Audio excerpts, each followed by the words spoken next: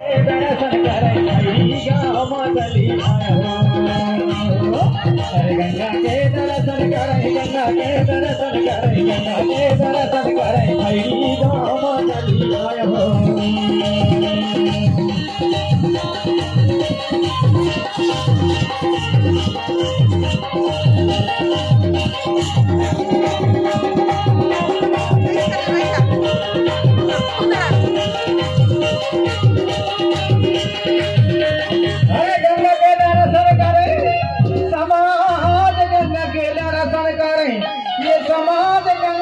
दर्शन करें समाज गंगा के दर्शन करें खैरी गाँव चली आया है भैया।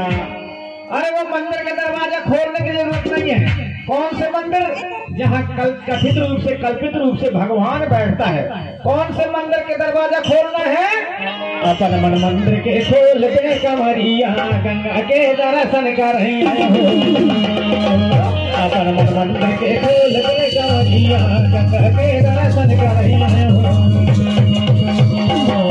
अपन मन मंदिर के खोल दे कमरिया गंगा के दर्शन करें। अपन मन मंदिर के खोल दे कमरिया गंगा के दर्शन करें। अपन मन मंदिर के खोल दे कमरिया गंगा के दर्शन करें। अपन मन मंदिर के खोल दे कमरिया गंगा के दर्शन करें। अपन मन मंदिर के खोल दे कमरिया गंगा के दर्शन करें।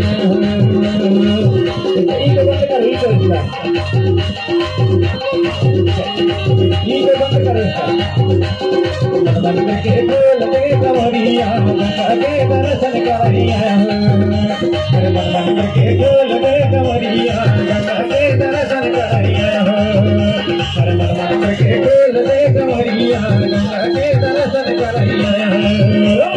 मंदिर के खोल दे कमरिया गंगा के दर्शन करें।